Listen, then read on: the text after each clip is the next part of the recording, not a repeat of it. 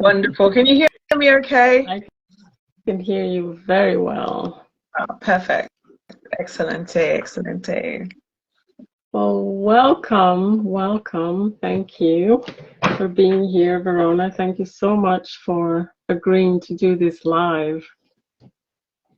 It is my pleasure. Thank you for inviting me to be part of this amazing series you have this week. No problem, no problem. I'm really excited to see what we get to. I see people coming in. Welcome, everyone. Welcome this Monday evening. Verona and I will be here just kind of chilling. And oh, there's somebody Angolan with the flag. Hi. Welcome, everyone. Talking about, we're just going to have a conversation about liberation and African spirituality and all the stuff. So I'll start with, for those of you who don't know me, I'll introduce myself. My name is Yemaya. I'm a psychotherapist, and I have been working, as a psychotherapist for about 10 years, 7 years in private practice, where I've been working with Black women around identity and healing trauma and growth in a very tailored way, looking at the needs of Black women.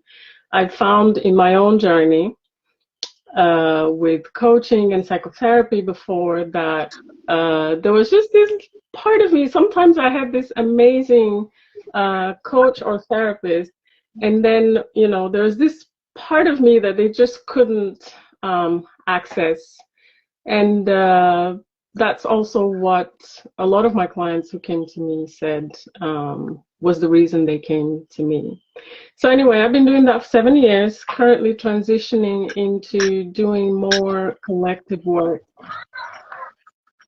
I invited Verona to join me here today to talk about liberation, because I see her as, one of the people who are a part of this current movement that we have working for liberation in various different ways.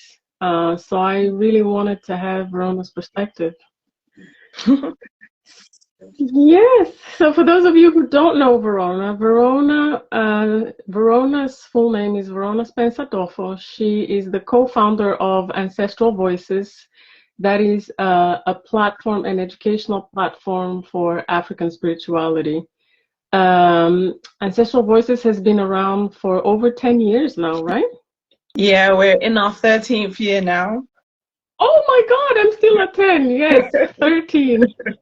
For 13 years. They did some research on African spirituality. They produced two documentaries, two full-length documentaries about African spirituality, and have since produced an amazing library of learning materials and experiences on African spirituality. Verona's own evolution within Ancestral Voices I find interesting, because in the beginning I saw her very much as an educator and a filmmaker, right? But she's kind of evolved into a healer in her own right. So I'm really interested in that part of her journey as well, and how it relates to liberation, and hopefully we're going to be digging into that as well. Yeah, beautiful. Thank you. I mean, when you approached me and asked me to be part of this conversation series, and when you mentioned that you were interested in hearing about my particular experience from going to educator to healer, that really resonated with me, because it's a part of my story that is so key and fundamental, but I haven't actually really vocally spoken about it. I've spoken about it like a few times, but it hasn't really been a conversation point. And even you literally got in touch like last week, and even as I've had time to reflect within, I'm like, wow, how come I haven't really spoken about this? Because it's been like a huge part of my journey. So, where can I begin? Yeah, so I guess I may as well begin at the beginning. I was going to start with, you know, what does liberation mean to you? But I think we can go straight in. Yeah. I'm sure we will weave in and out and come back, so we'll just go with the flow. But yes, so as you mentioned, Ancestral Voices is now in its 13th year, and so we've been doing this work for a long time. But I think what's really important for me to express on my journey is that when I started this whole process, literally at the first documentary, Ancestral Voices, Esoteric African Knowledge, was released 6 weeks after our first son was born. So I went through so many transitions at the same time, from like being this young, free, single person to being married, to being a mother, to releasing a film. Everything happened in such a short space of time. And what I personally experienced is through the process of childbirth, one of the things that happened in my life at that time is, number one, I felt extremely overwhelmed. And at the time, I put it down to the fact that there was just so many different things happening. I had low iron at the time as well. And we know that can heavily impact your energy levels and sleep. And then you couple that along with the fact that you're doing night feeds and things. Like, I just felt like I wasn't there. I felt like I was barely functioning. And it was almost like I felt like I was on autopilot. That is how I would describe literally the first few years of the Ancestral Voices journey. Meanwhile, we're obviously still putting out content, doing all this stuff. We still very much have a visual presence, but this is what I'm internalizing behind the scenes. And it wasn't until we started researching for our sequel documentary that I started to realize something was up. And what happened is I had problems remembering, like literally retaining information. So we're in the middle of this massive research project. At this point, I believe we had already filmed in like Haiti and in the US and South Africa. And so we're doing all the reading for the learning, but I struggled with it. Like, I am not exaggerating, I'm not lying. When I would read a book and get to the end of the book, it'd be like, what did the book say? And I'm like, I don't know. And it felt like, you know, that feeling when you wake up at night and you had a dream and then you can literally feel the dream dissolving before your very, that is what my memory was like, literally from giving birth. So at first, that's actually one of my favorite. That's one of my favorite memes of yours that you post on your the one where you're. That one is brilliant. We didn't create that meme, but I must say that meme is so brilliant. It's absolutely so accurate. It's so accurate. And so in the beginning, I attributed this to baby brain, not realizing that, no, this has actually gone on for quite a while now. So in the end, Dalian had to do like the majority of the research. He was holding it all. And meanwhile, I was just going through my own internal turmoil of, why can't I remember? I'm not good enough. I didn't want to do interviews or speaking engagements because I didn't feel confident in myself. And, you know, like literal imposter syndrome, I internalized that so deeply. So as you said, you know us as an educational platform, and that's what we are. And there's obviously stuff I know, but it was just at that point, being able to just regurgitate information and put times, dates, and figures, that wasn't me. And to be fair, looking back, I can see that was never really me. But I put so much pressure on myself for not being able to meet the objectives around me. I felt like I was literally failing in all aspects. I felt like, you know, I'm struggling, holding and juggling all of life together. And it wasn't until 2017 where I had this ritual meditation where in this meditation, I forgot what I was actually asking for at the time, but in this ritual meditation, I received the most profound clarity ever. And what I was told was the reason why my memory went is for allow space for me to listen to my intuition. That when I speak, I'm not supposed to speak from my academic learning, but I'm supposed to speak from the heart. I'm supposed to speak from within my intuitive knowledge. And when I received that information, like even now I'm talking about it, I'm feeling it. I could feel such a weight being lifted off my shoulders. And it was like suddenly, you know, that eureka moment where you get like, it makes sense. Because I Yeah. knew that that academic role was never me. And I'm like, I love what we do at Ancestral Voices. I love, like, I'm so passionate about this subject. That's why I've done all this for years. But in those moments, I felt like I wasn't equipped to do what I was meant to be doing, supposedly, but not realizing is I didn't realize my role within this. And once I Yes.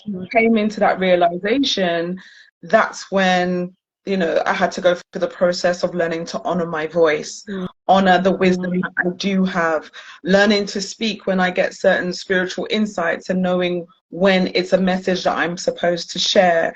So it's been very much of a journey of self-discovery. So as much as Ancestral Voices has been helpful for other people, for me, it's been so fundamental in discovering myself and my purpose and my wider gifts. So I'll let you come in more and then we can continue. Oh, there's so many points. I was thinking it was actually an awakening. It was sort of like cleaning. You were trying to be this thing, this person that you are not. And it's almost like you were being cleansed of the ego thoughts, right? I'm supposed to do this, I'm supposed to learn, I'm supposed to know all this information, and sort of empty you out so that you could actually listen to what was in you. Literally. Yeah. Wow. So it literally felt like I was stripped bare till I had nothing. It was like just like a nakedness, to the point where I felt like I had nothing. And so when you have nothing and you're stripped raw, the only source that you have is within. And so it's like, that's what I felt built me up and pulled me back out onto the other side. And it's only now that I can have clarity fully, understanding what that whole process was about. I'm like, I get it. I see it.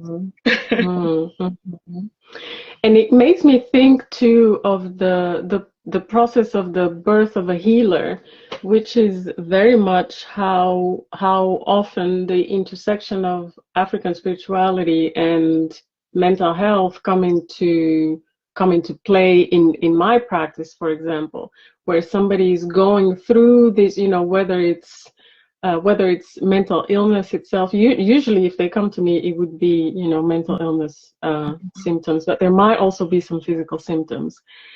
But something about going through that process that feels painful and feels like a disease, but it's actually an awakening. Yes. That is happening. It's actually a healer that is coming into being, right? The healer that was always in you, becoming. Yes, literally that. And it's funny because at the time I wasn't conscious of it until that message came through. And even though I knew, I was like, I'm not coping with this situation very well. I knew that something wasn't right, but I didn't see it as a full kind of thing to be concerned about. At first I thought it was like postnatal or something like that. And then I started to wonder, like, okay, am I just somebody who's just ridiculously, incapable of dealing with responsibilities and things like that? But then over time, I was able to recognize that what I was going through was, as you said, I'm peeling all the layers away. But the emotional sensitivity that I was experiencing was because I wasn't honoring who I truly was. And then even that clarity came further again. I think last year I wrote an article talking about my experience as a reluctant healer, and just in general, as healers who don't step into their gifts, it will manifest in our lives as like problems. It may feel like stagnation, or you may feel like you're receiving ill fortune or bad luck, those kind of things. And you may even think you're cursed. I actually did go through a phase of thinking that at one point as well. So I was like, something is not right, but I couldn't articulate it. And then it's so weird that even when I look back at myself, my gifts have always been there. So I've always held space for others, just naturally, whether I'm consciously aware of it or not. I've always been that person that people confide in and, you know, tell me their problems and things like that. I've always been empathic. And it's so interesting that when I look back and I see all the things that I didn't like about myself, which I saw as negative, were actually parts of my The gift. thing. Yeah. So when I Yeah. thought I was emotionally sensitive and it's like, why am I wearing my heart on my sleeve type of thing, you know, that's what gives me the empathy that enables me to speak to people. And when I speak to people, I speak directly to their spirit and nourish what needs to be fed within them because I can pick up on what they need. But Yeah. I was seeing it as though I'm just somebody who's, you know, gonna lose it at the Too touch of sensitive. a But that's because that is how, you know, that is how society yeah. values those traits. It's seen as a weakness, right? I know that I see it a lot in my practice where people come in and they say, you know, what's wrong with me? I'm too this, I'm too that, and I'm sitting there thinking, hello.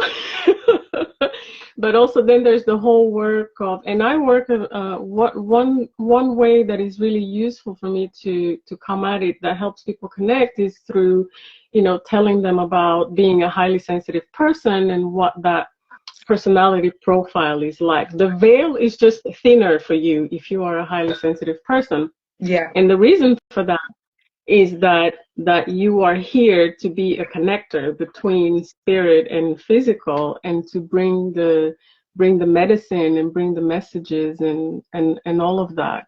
But so many people live with it as a problem. Mm-hmm.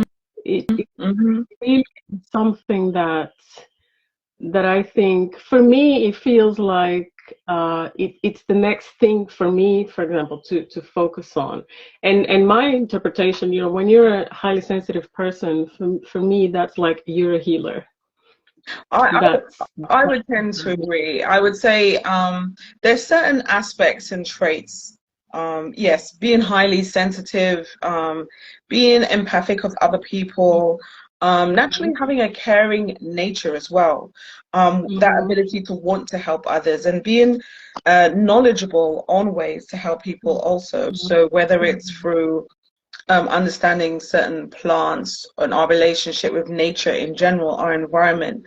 So it's funny because now I can see that all of the experiences that I've gone through, as challenging as they were, I can see have given me the tools not only to help pull myself out of that situation, but to be able to help others who are going through similar things. So for me, a healer is very much someone who can work through their own situations to the point where they can be of benefit and serve others.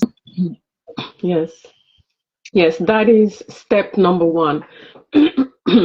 And some people skip it, and that's Yeah, in situations where you have not very good healers. What, you know, whatever their modality is, you know, whether it's a traditional healer, a therapist, a nurse, a doctor, a Reiki practitioner, it doesn't matter, right? If you haven't done your own healing, you're going to be doing a lot of mess out there because you're yeah. supposed to heal yourself first. And that's so Another aspect that came to can me. I just add to that? And I love that you said that because that's so true.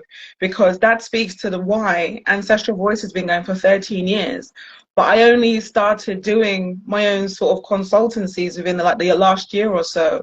So it showed that for me, I had to get to a place within myself before I even felt that I could be of a space to help others. Because as you said, if you're helping people from a space where you haven't even dealt with your own self, all you're going to do is just continue to spread that. So thank you for bringing up that point. Mm. And it will come again, right? Because we grow in stages, right? Yeah.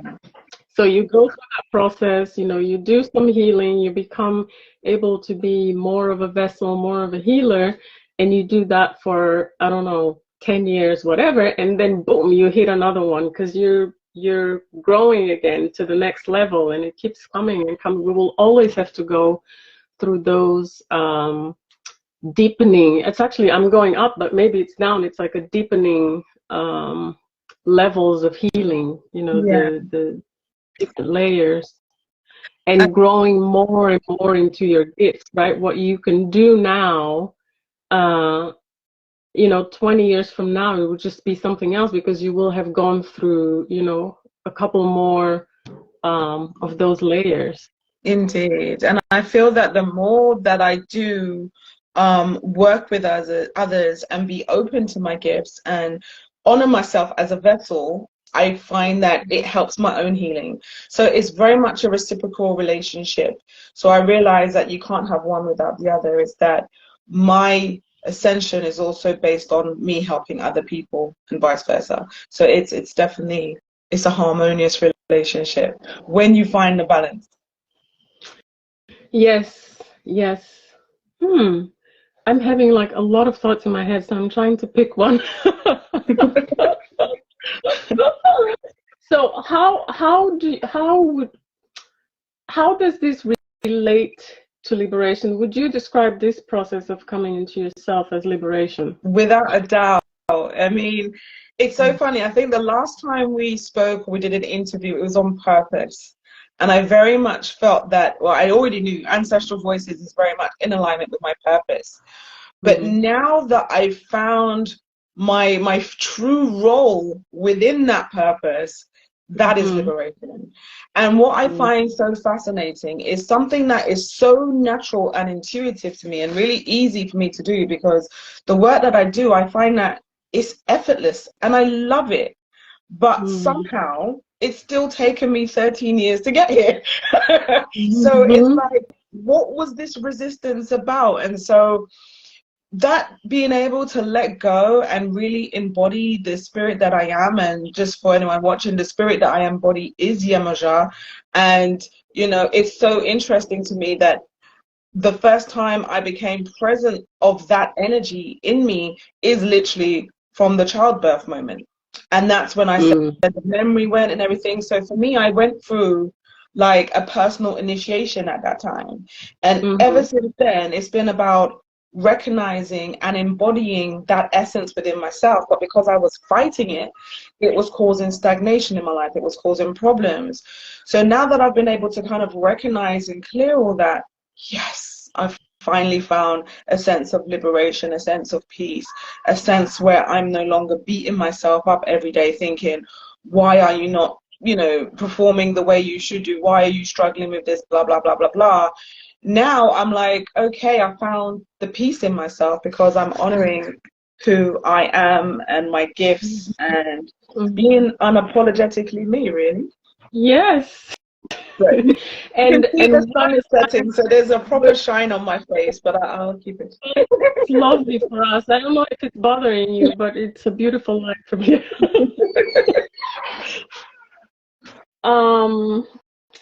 What was I gonna say? Well, I was gonna say a lot of things.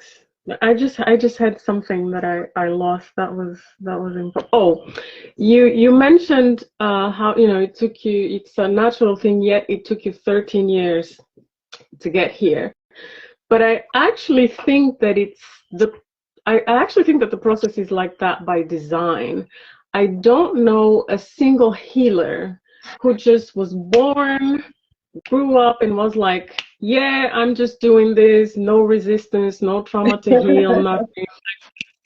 You know, it's so true. Every single healer has a story, and the story will always involve some kind of literally breaking down and the rebuilding process.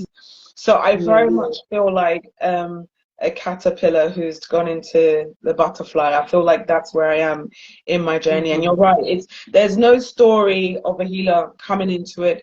It's always a journey of overcoming certain obstacles. But those obstacles that we overcome, those challenges, those life lessons, literally give us the tools to become who we are, to be able to be in a position to help others. And also give us the empathy to actually be able to understand and hold space for others when they're going through that. The reason we can do that is because we've been there. Yes. And we know what it feels like to be in that position. We know that, you know, when you're in that place where you feel, oh, my life is over, I'm in the darkest hole, this is horrible, I can honor the fact that in respect and, you know, hold you through being in that dark space. But I know that you'll be out. You may think that you're going to be there, but I know, and therefore I can hold you through it as a healer. Yes. Mm. Yes, and so there's even a monthly space where I have now where we do that, where people come, and it's a place where we can allow ourselves to be vulnerable, share our emotions, and really just allow ourselves that internal reflection, because that's what I literally had to do. I had to really put myself in a space where I was unpacking everything and literally going deep and recognizing why I think certain things, what beliefs I hold that keep me locked and limited, you know, where are these fear-based emotions coming from? So that process that we do within ourselves literally clears us. It allows us to be more receptive to spiritual communication. And through doing that, I've found that my own intuition has increased greatly. Yes. I want to get to actually the importance of that, because I asked you, would you say that this process of coming into yourself as a healer, is liberation? And you said yes. And my question is, what's the importance of that? Like, what if we look at your case, yeah, and we look at the work that you're doing, what does it mean for the world? What does it mean for the world that That's a you, very big question. Good question, I like it as well. but What is it? it's big and small, right? If we think about it kind of holographically, right? What does it mean for the world? What does it mean for your world, but also for the world, of all the people whose worlds touch your world? What does it mean for that world Yeah. that you actually have liberated yourself and are doing the work that you're here to do? Yeah. So I feel that in terms of the role of a healer, I think that it's very necessary role, especially at this time where the planet is right now, and all the shifts that are going on. And in terms of raising the collective vibration, I think it's so important. So someone who is a healer ultimately is, as we've discussed, is somebody who's been able to reach a point within themselves where they've healed themselves so they can help others. So when you think about that, that person has already within themselves exhibited a level of raising their own vibration, pulling themselves from the trenches. So if they can now adapt those skills and impact all of those around them, then all of those people also get to elevate and benefit from that experience. So what we're now talking about is on a collective level, there will Yes. be a shift vibrationally because people are now working on themselves. So as I said, I'm not out here like putting my hands on people and sending out gamma rays or anything like that. That's not how I work. How I work is by helping other people and just sharing the tools that I've learned so they can help themselves. And once Yes. people start doing that self-work and elevating themselves, they're no longer going to live in the existing paradigm that they were.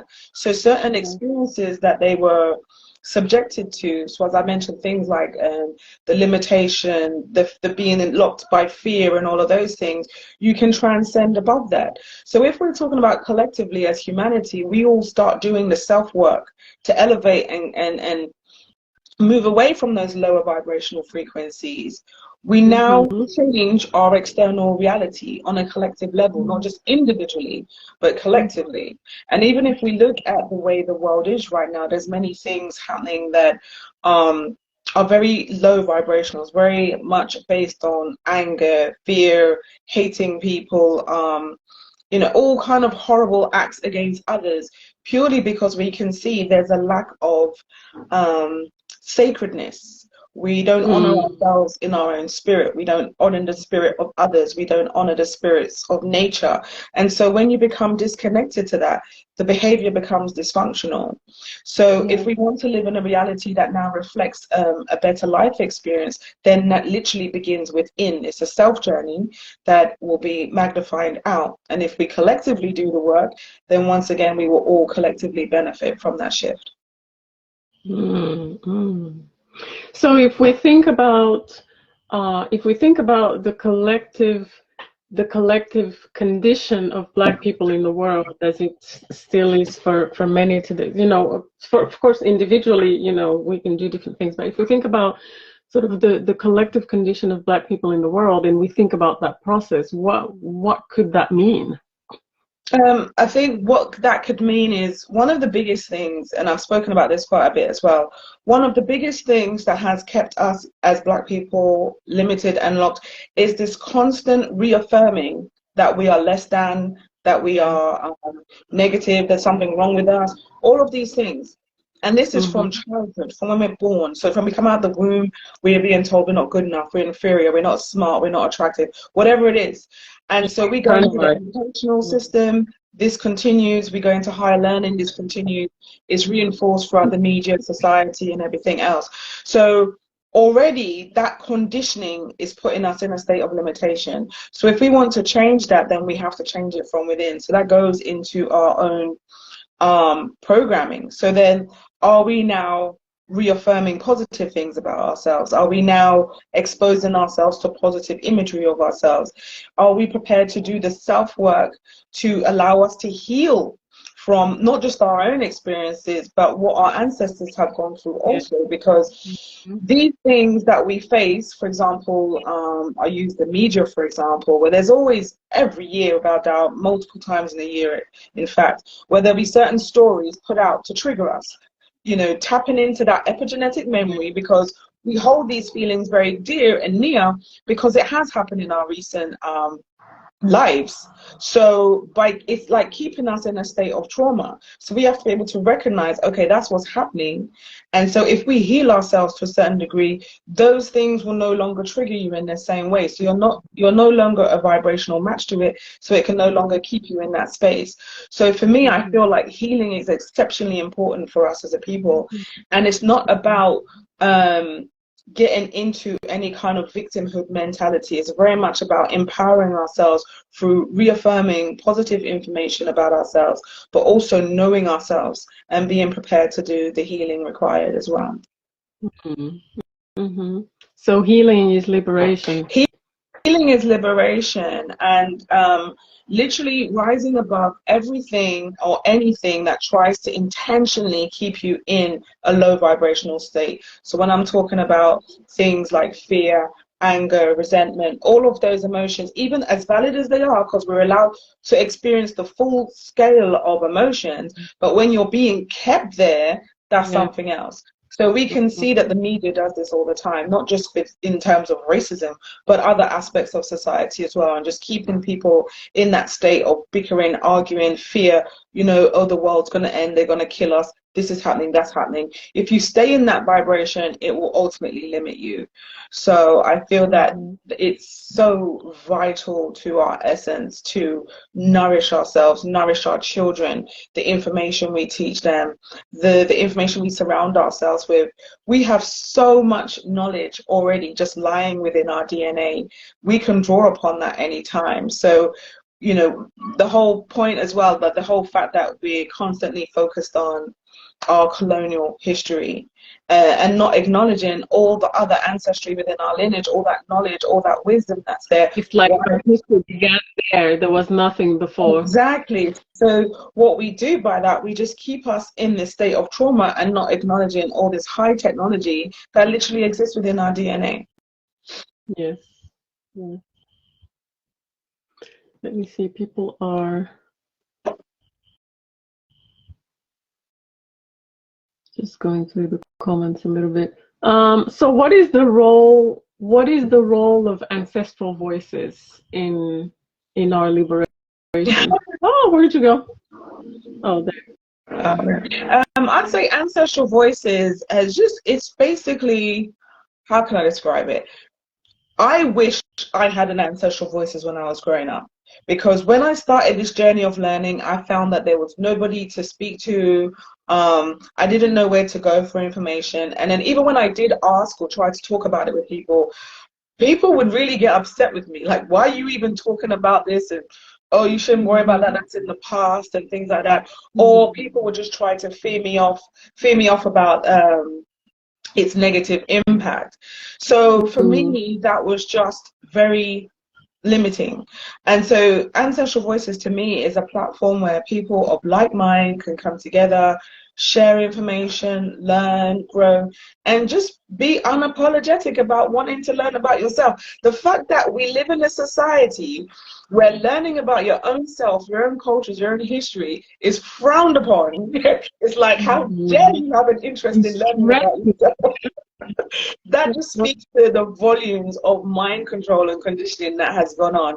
And so that is the what Ancestral Voices says. It gives us a space to come together, to learn, and through that information we can empower ourselves. That's always been our thing.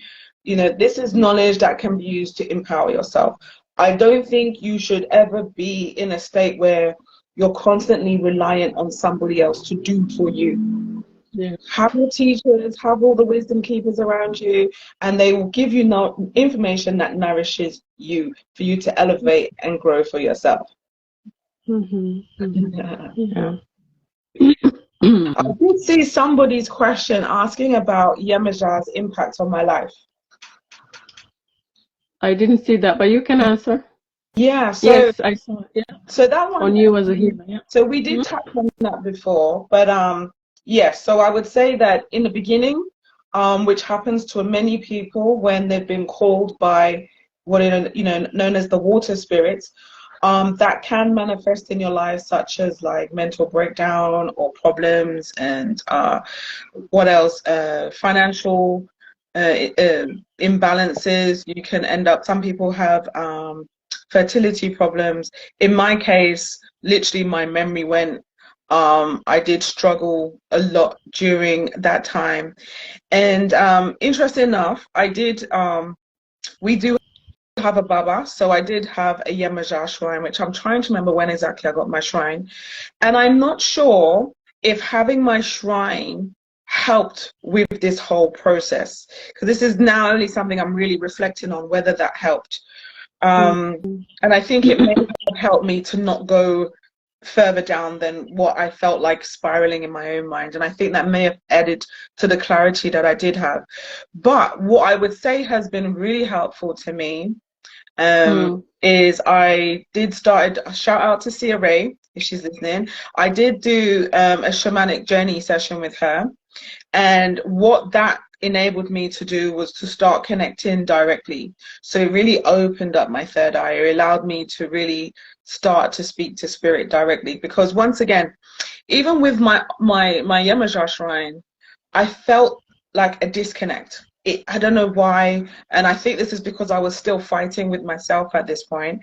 But once I was able to reach out and connect with her directly and just kind of receive her guidance, and she was just like so supportive, and the only way I can describe her was like a big sister. Like as much as she's represented as like this maternal energy, and she is, it felt like a big sister who was just so supportive and so loving, and she just embraced me, and I just thought that was like the most beautiful like confirmation for me, and it felt like very much of a welcome home journey. Like, you've got it, like you've actually put the jigsaw pieces together. And I feel that the more that I've embodied her energy just in my practice, what I do in terms of the work, because now I do consultations, I do healing sessions with people, the more that I've embodied her, the more that my life feels a lot more balanced and aligned. So that is definitely how Yemaja has impacted me. I also want to talk about, you're talking about the connecting directly with spirit, right? Whether it's Yemanja or, your ancestors or another deity. I want to talk about the power, the liberatory power of connecting directly with spirit, because I think that one of the things that happened to Black people around the world through enslavement and colonization and the indoctrination, the Christian indoctrination with this system of sort of having this middleman, right? This middleman between you and spirit, right? You don't get to speak directly to God. Somebody has to be, this anointed person has to facilitate that connection. So I think there was a lot of power lost there in that extra layer that was added. What do you think about that? Yeah, I agree with you completely, and it ties back into this theme of today's conversation of liberation. It Mm-hmm. definitely has been liberating for me to be able to know that I have that ability to connect immediately. I don't need any middle people to get involved, that I can do it by myself. And it's interesting because when I first started my spiritual journey, and this was before African spirituality, this is when I was like going through my new age teachings. I became obsessed with like seeing psychics and things. And I loved it because it gave me an insight into the spiritual world. But what I found is I became a bit too obsessed, you know, and I think there's power in knowing that it's already within you. Like now, I'm so confident that whatever I see, no, what I would say is whatever I'm meant to see, I will see. So if whether it's literally my Instagram newsfeed, sometimes it's like it's speaking to me. And half the messages I'm like, okay, thank you, Spirit, thank you for letting me know. I just open Instagram to distract myself. Yeah. So it's like any opportunity is a way for a spirit to talk to me. So I love that. And I feel that that is very much a liberating experience. And I feel that what's happened with a lot of these religions is it's taken the power from the people. And for me, I never really like was religious growing up. I grew up in a Jamaican home which was Christian, but I didn't go to church. So I wasn't really like involved with the indoctrination so much of the church or anything like that. However, I can still see that in my own upbringing, there were certain things I internalized. So there was still a fear when it even came to the subject of African spirituality when I started going down this road. There was still this doubt even when I started doing certain rituals, and I was worried that I was doing it wrong and overthinking and stressing myself out. And it's like, that's exhausting. It's like exhausting. Now that I've got to a stage where I'm just confident in what I do, you know, and it's that self-belief of knowing that your intention is all that is required and your energy. And so that And we power can, and that knowledge comes with time. It's taken a long time to get confident and comfortable, but you know, that's the process that we all have to go through. yeah, everything takes practice. Yeah, I always tell my clients, whatever, when they say, yeah, but I don't know how to do that. So, whatever you don't know, you can learn, and then you practice, right? That's how you get good at something. You practice Indeed. and you Indeed. practice. And even as I'm just thinking here as well about different signs about Yemaya, for me, I mentioned that I came along the New Age route. So when I bought my first Oracle deck, God knows how long ago now, it was actually a set of mermaid cards. At the time, I had no idea about anything, but you know, it is what it is. There's so many different things I can look at in my life and say, you know, the signs were there, Yeah. but it's nice to finally come home, so to speak. Mm-hmm. And I would say that even when you do know, because it's very different from person. Some people have, they don't know, they don't see the signs, and they have to figure out their path, and that's the journey, right? What is my path? What is my gift? What am I here to do? And then for some people, like for me, for example, I've always known with like clarity. When I was very little, I remember I would be lying in bed, and I would see myself. I recognize them as visions now. And back then, I don't know really how I understood it, but I just had this very clear sense within me that I was supposed to help people heal from the hurts of the wounds of the past, associated with like war and that kind of thing. um, Even before I knew what that meant in terms of a profession. So even though I've always known that very clearly, figure that out, my journey has been to become it, and to just grow deeper and deeper and deeper into it, and to allow myself to evolve beyond each stage. Like, Mm-hmm. for example, I'm working as a psychotherapist now, and as I mentioned in the beginning, I'm transitioning now. So sort of being open to letting that go and not becoming too attached to the label of, oh, I'm a psychotherapist, and allowing the next thing to come, being open to letting that evolve, just like you did. You started through the education, and then, that process allowed you to find, the healer part of you that also ultimately wanted expression. And I feel that it's interesting that you knew from the very beginning. That's fascinating. I don't even know with me. I felt, I guess because I thought Ancestral Voices in itself, what we were doing was my purpose. I didn't think beyond that.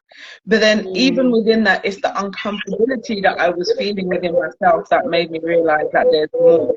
So with Yeah. you in your role, did you get to a point where you're like, this is not, I don't feel as happy in this space anymore? What was it for you? I felt tired. I started feeling tired, and I love what I do. So I could always, no matter how tired I was, I could rest and recover. But it became, I wasn't really refreshing myself anymore. I became very tired, and I literally then a year ago had I was in meditation very much like you described, and I got a very clear message that it's time to close that chapter and create something new. Beautiful, beautiful. Also, I was kind of, when you mentioned iron deficiency, I was like, oh my God, because I'm going through that process now, and I also went through iron deficiency. I was like, oh my God. So I don't know if there's a correlation between the two, but that is interesting because yeah, that exhaustion is just something else. It's just wow.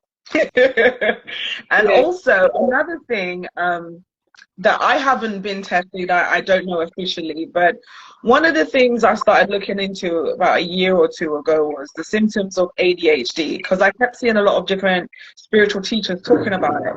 And when I looked into it, I was like, wow. I was like, that's me. And something historically I've always struggled with is my lack of organization.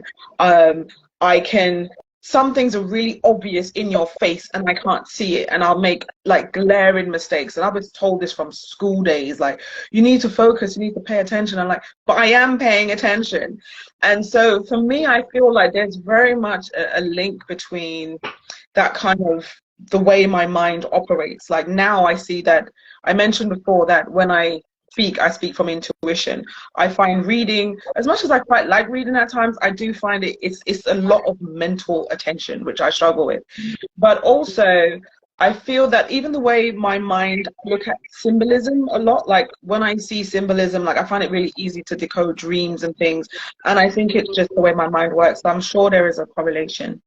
But I will be having a conversation literally this Sunday about mental health and spiritual gifts. So that Oh, great. will be Doing explored. that. Yes, I'll go look that up. And I saw that a couple of people actually said that they are going through that as well. They have iron deficiency. Oh, wow. Interesting. Oh, wow.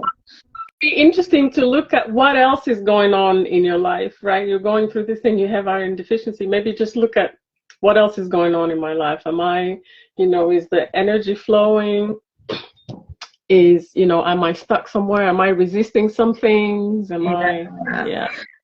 And also because I'm looking at all the different points that have kind of helped me open up my mind on this journey. And another thing that I think was quite impactful for me is the year 2020. So the year 2020 is where I would say I became conscious of using my voice. Those who've been watching Ancestral Voices from the beginning will notice that it was primarily Dalian who would be doing talks, workshops, stuff. This is when I was going through my hiding phase. Mm-hmm. So in 2020, obviously with the whole COVID and stuff, I just felt compelled to start doing videos about the insights that I was getting to help me navigate through that time. And I think that was very much about me really honoring myself as a vessel. And then also that year is when I experienced my first plant ceremony session. And I think that took me to another level. And it's weird because in the moment, I was like, this is not working. This is not doing anything to me. I was looking around the room thinking, I'm the only one who's not experiencing anything. However, though, in that session at the end, I was literally taken back to a vision of when I was 11 years old. And it's something that I had never thought about for like years. And I was 11 years old and I was in the house of my dad, who's now passed, he's in spirit. And at that time, he had a stroke, and it was just me and him in the house by myself.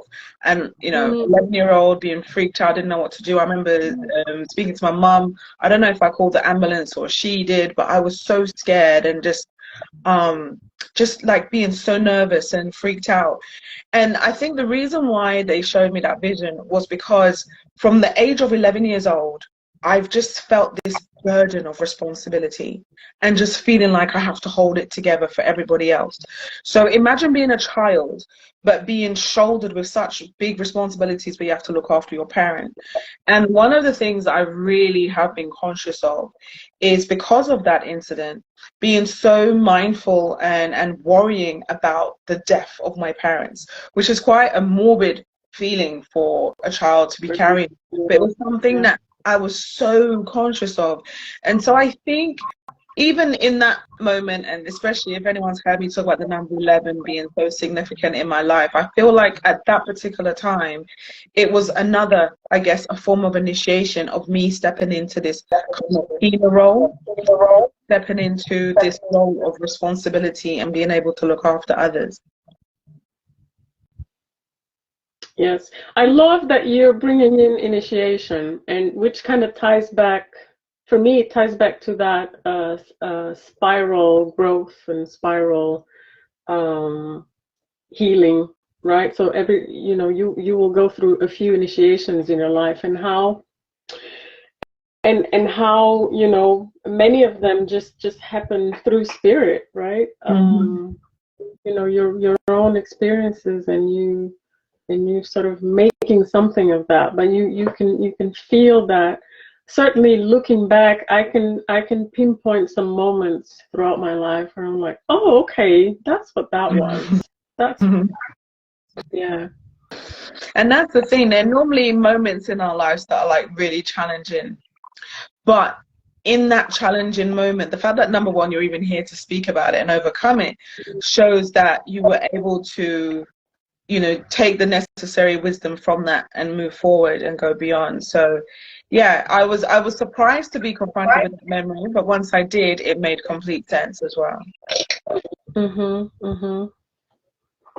Wow. I would certainly say that, to sort of tie back into the liberation thing and what it actually means.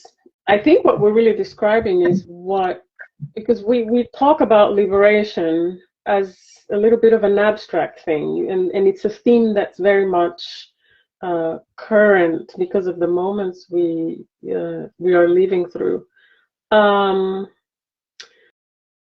But what does that really look like, individually and collectively, and what does that translate into in your life? And I think that's what we're describing, right? In the sort of the microcosm of liberation and what it looks like in your life. I can definitely say for sure that without this connection to spirit, sort of coming into that, and then more specifically, like you, I also started. I have always been a spiritual seeker, but at some point, something clicked, and I said, "Wait a minute! All these different traditions are saying the same thing. Why is it that ours would be saying something different, right?"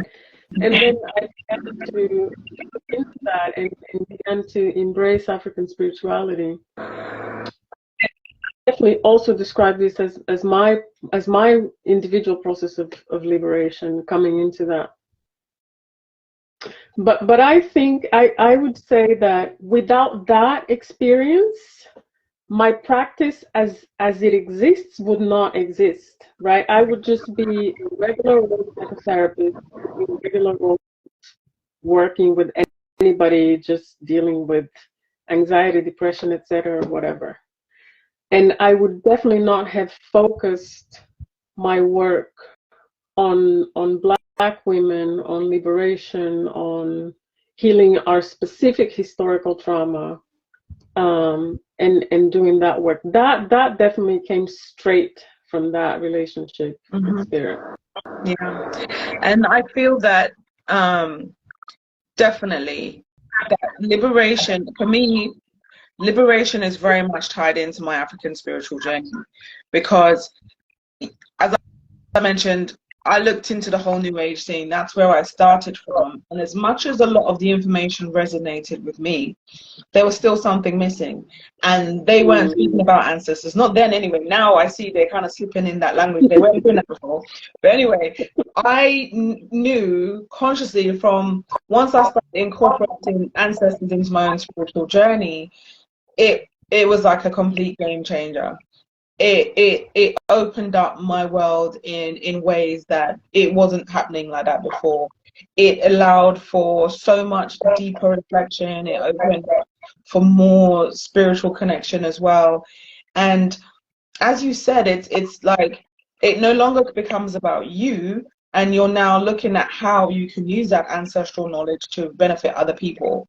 And so I can see how through working with the ancestors, it's very much about allowing for that collective healing for us all, because this is information that we've been separated from. Even though it exists within us, we kind of still need that ancestral memory to be activated to some degree. And once it is activated, it's like there is literally no stopping us.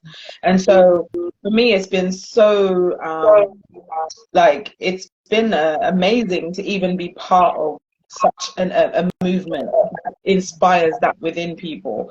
And even just when people come to us and say, oh wow, because of your platform and I started learning and watching your films or whatever, then now I'm able to do X, Y, Z. And so that in itself, to me, that is liberation, when you can help liberate yourself through certain wisdom and help to liberate others as well.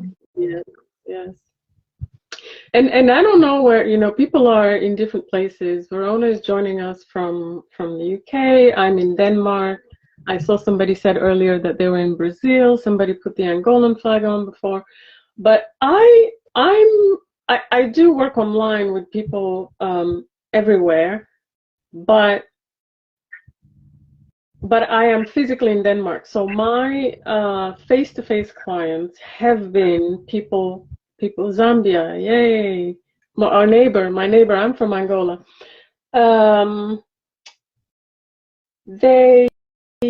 What was I saying? I forget things very easily. Like, I always lose what was I saying? The memory thing is another thing with iron. So to this day, I'm like, was the iron still contributing? But either way, the iron still made me learn the lesson. So the lesson was I had to operate. My friend is here, my buddy, Mrs. Costa. But what was I saying? Do you remember what I was saying? You were saying that you're in Denmark, and so lots of your clients, even though you work internationally as well, your client base is. Yes. So my clients here, you have no idea. If you're in the UK, you're in the US. I see Maryland. If you're in Zambia, even better. You might be like, you might be in the West, but there are Black people everywhere. Try coming to Denmark. And so my clients have been very isolated. A lot of my Denmark-based clients, the ones who grew up here as Black children, they literally, some of them have never been in a room full of Black people. They have never seen more than one or two Black people at a time in their lives. So sometimes when I was tired and I was done with the session and I sort of experience, this is just to connect back to what you were saying about when it becomes about others, right? Because I didn't know when I went on that journey of connecting with my ancestors that it would result in this specific practice and what it would mean for somebody who grew up in a place like Denmark where they are so isolated, and the impact that that has on you psychologically. I mean, that is huge. In UK, we actually have quite, particularly in London as well, we do have a significant Black population. But it's interesting because you found an audience that were resonated with the information you were teaching, because there was no space for them. And in terms of the UK, it's interesting because we started this, as I said, 13 years ago. And in the UK, this conversation, I don't feel that the UK was ready for it. So in general, a lot of our audience has generally been US based, but we have found that our UK audience has grown over time. So I feel like the conversation of African spirituality has become a lot more widespread. So a lot more people are open, and it's no longer this kind of taboo subject that people were scared of. Now people are like, oh yeah, I've heard about that, or they know bits of it, and there's more of an open willingness to learn rather than be closed off. So I think, you know, like you said, it's about finding your niche and being able to find space for those who need it, and those, when they're ready, they will come. And that's just how I see it. I don't have to force anything. It's like if people are resonating with the information, they'll naturally come. Yeah, I actually was in London when I started my practice, so I experienced the same thing. That even though there was a lot of talk about Black this and Black this and Black girl this and Black, but when I actually went out to now sort of recruit people to actually come and do the work, they weren't ready. They just wanted to be on Instagram and Twitter and do that. Yeah, but now they're open. Now they're open. Yeah, it's fascinating to see the shift, and I feel that you know, I think it's the way that, particularly I think social media has helped to change a lot. Once we came on Facebook, you know, back in the day where the algorithms weren't the way they are now, people could see your posts. People were like, wow, these people are coming out with information I've never heard of before. So when we spoke before about when you start doing certain work on yourself, it resonates outwards, because now other people are also you know, privy to this type of information. That's now planting seeds in people's minds. People are now inspired to want to learn, research for themselves and things like that. So as we start coming into our own development as individuals, that has a wider impact. And I can see that happening in society in general, and not just with African spirituality, but that's with indigenous spiritual knowledge, period, you know, from across the globe. And I think it's so necessary that people go back to these old teachings, these old wisdoms, because these are all nature-based spiritual teachings that we need to know. Nature is never going to go out of fashion. Nature has always been our sustenance, our life force that keeps us going, our nurturer, our mother. So we have to honor that. And, you know, when we feel that we know more than nature, that's when problems start. And so this is why you can see the shift now from so-called religions to spirituality, as people start realizing that there's no deity or whatever higher than just the natural forces that exist around us. That's literally, we need water to survive. If we knock off air, we can't breathe. So these are the vitals, and I think it's so essential that we acknowledge and pay homage to those natural aspects of our being.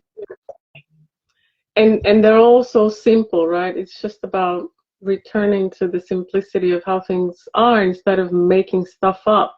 Yes, yes. And I feel that as well has been a big thing, is that, you know, because how can I say this? Every spiritual group will have their own cosmological stories. And I feel that people kind of get so locked on the story and not the message. that we can end up arguing, bickering, but what is it saying? And so when we look at these teachings and they're talking about natural phenomena that happens in our universe, then it's about aligning ourselves with that knowledge, aligning ourselves with what's real and what's natural. And I feel like there's a very big, strong push to that now, as people are naturally, intuitively being guided to something more authentic and that what resonates with their spirit rather than what they've just kind of been indoctrinated to believe. Well, we could be here for another 3 hours, but we are actually past the hour. So is there any message you want to leave for all the people in the live here? Yeah, so before I do leave my message, is this being recorded? Because I've had lots of people ask me already, is this being recorded? Or will you record it? Yes. Well, the what happens is when it ends, when I turn it off, it asks me, if I want to record, and I say yes. Sometimes problems happen. I know. But we the ancestors are here, they're holding this, so yes, it will be recorded. Yeah. It is being recorded. So I would say my message for everybody is if you have been called within yourself and you're looking at around you and you're like, do you know what, this information doesn't resonate with me. You're looking at around the world and you're like, this is not how I perceive the world to be. This is not, I don't think this is the way it should be. Then really listen to your spirit, honor that voice within you, because this is something that from childhood I was very conscious of, that this is not what it's supposed to be. These teachings that they're telling me are not true. And that I had to learn to kind of follow myself, and that this questioning, there's nothing wrong with questioning. Questioning is a good thing. And it's really about learning to listen and honor your intuition. And as I keep stressing, your intuition will become a lot clearer once you start doing the healing work. So, working through your own emotions, working through your own personal blockages, those emotional wounds, all of those things that they're not necessarily negative, they're just experiences. And once you start to process those, you're given greater insight into who you are. And those teachings, those lessons have all been tools for you to use to help you in your life. And so I would say keep striving. Know that you're not alone. Your ancestors and your spiritual team are always guiding you and supporting you. Tap into that. Lean into that. We're not here doing this work on our own. We are being supported. And people like myself and Yema are here to help people along their journeys also. So that is my advice. Thank you. And so where can people, I guess now it's easy because we're here, they can just go follow you, but where can people find you? Yeah, so people can follow me at the profile Ancestral Voices, or you can have a look at our website, which is literally ancestralvoices.co.uk. I'll see if I can type it in the chat. And that's where you can find out about all of the stuff we do, including our documentaries, books, courses, interviews, consultations, everything else. So yes, go follow Ancestral Voices, check out their website, because they have a wealth of information and learning materials, and now with Verona offering her services as well to guide you to use some of the tools that can help you connect to yourself, connect to spirit, connect to your ancestors, etc. Yeah. And for me, if you want to keep in touch, there are some links on my bio for joining my newsletter as well. Thank you all so much for coming. I know we couldn't really keep up with all the comments, but I can also see that you were mostly listening. So that was good as well. So tomorrow, what's that? No, so I really enjoyed it. So thank you so much for inviting me on. Well, thank you so much for agreeing. And tomorrow I'll be live again with Joy Mohammed. So see you then. Thank you. Bye-bye. I'll try and save this now.